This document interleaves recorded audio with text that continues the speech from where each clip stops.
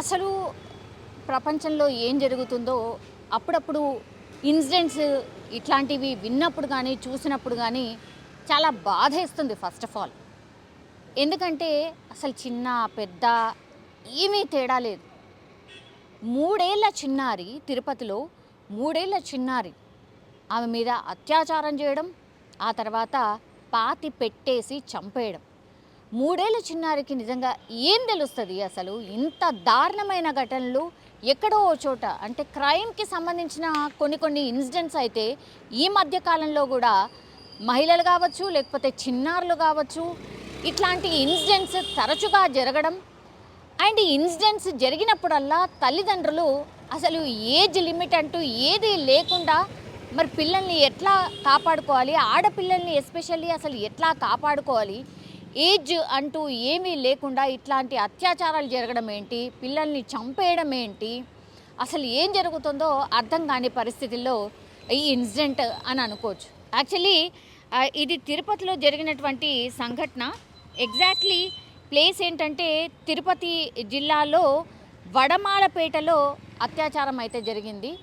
And ఈ చేసిన వ్యక్తి ఎవరైతే ఉన్నారో సుశాంత్ అంటున్నారు. యాక్చువల్లీ ఈ చిన్నారికి సంబంధించిన తల్లిదండ్రులకు ఆయన తెలిసిన వ్యక్తే. అంటే ఇంటికి తరచుగా వచ్చి వెళ్ళడం, ఆ చిన్నారితో ఆటలాడుకోవడం, ఇవన్నీ కూడా చాలా కామన్గా, వాళ్ళకేం కొత్త వ్యక్తి అయితే కాదు, పరిచయం ఉన్న వ్యక్తే. అండ్ ఇంటికి వచ్చి వెళ్తూ ఉంటాడు అండ్ పాపతోని ఫ్రీక్వెంట్లీ ఆడుకుంటూ ఉంటాడు. అంటే సుశాంత్ అనే వ్యక్తి పైన అసలు వీళ్ళకి ఎట్లాంటి అనుమానం రాదు. నిజం చెప్పాలంటే అసలు ఎవరికి కూడా ఇట్లాంటి అనుమానమే రాదు. పాపం ఆ తల్లిదండ్రులకు కూడా ఆ సుశాంత్ అనే పర్సన్ మీద ఎట్లాంటి అనుమానం అయితే రాలేదు. ఇంటి వద్ద ఆ మూడేళ్ల చిన్నారితోని సుశాంత్ అనే వ్యక్తి ఆడుకుంటూ ఉన్నాడు. అయితే వాళ్ళ తల్లిదండ్రులు ఏదో పని మీద బయటికి వెళుతూ సుశాంత్తో ఆడుకుంటుంది కదా పాప, పర్లేదు, మేము ఒక 10-15 నిమిషాల్లో వచ్చేస్తాం అనుకొని వాళ్ళు వెళ్ళి వచ్చేసరికి కూడా పాప కనిపించలేదు. అప్పుడు ఇరుగు పొరుగు వారిని అడిగారు. ఆ తర్వాత అంటే సుశాంత్తోనే పాప ఉంది చూశారు కాబట్టి వెంటనే వెళ్ళి పోలీసులకైతే సమాచారం అందించారు.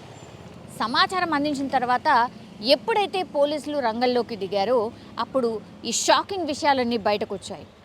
యాక్చువల్లీ ఆ చిన్నారిని దగ్గరలో ఉన్నటువంటి పొదల్లోకి తీసుకువెళ్ళి, అక్కడ ఒక బావి ఉంటుందంట, అంటే నిర్మానుష్య ప్రాంతంలోకి తీసుకువెళ్ళి మూడేళ్ల చిన్నారి మీద అత్యాచారం చేసి ఆ తర్వాత పూడ్చిపెట్టి చంపేశాడు. అంటే వాడి మనస్తత్వం ఎట్లాంటిదో మనం అర్థం చేసుకోవచ్చు.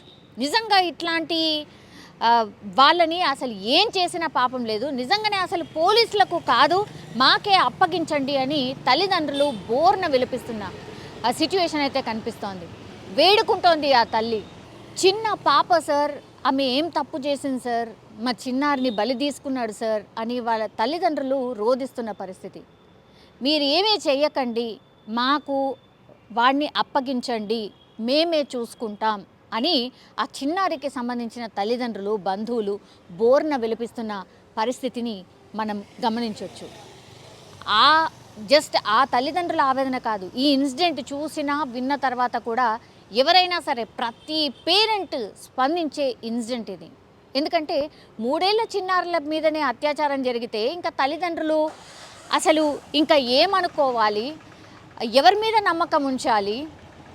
మూడేళ్ల చిన్నారి పాపని చూస్తే ఎవరైనా సరే, అంటే ఎవరైనా మనం జనరల్లీ అంటే రోడ్ మీద వెళ్ళేటప్పుడు ఇంకెవరో దగ్గరని మనం చిన్న పాపల్ని చూసినప్పుడు మనం ముద్దుగా మాట్లాడుతుంది కదా, లేకపోతే ముద్దొస్తుంది కదా అని ఒక నిమిషం ఆగి ఇట్లా మాట్లాడే ప్రయత్నం చేస్తాం, ఆడించే ప్రయత్నం చేస్తాం.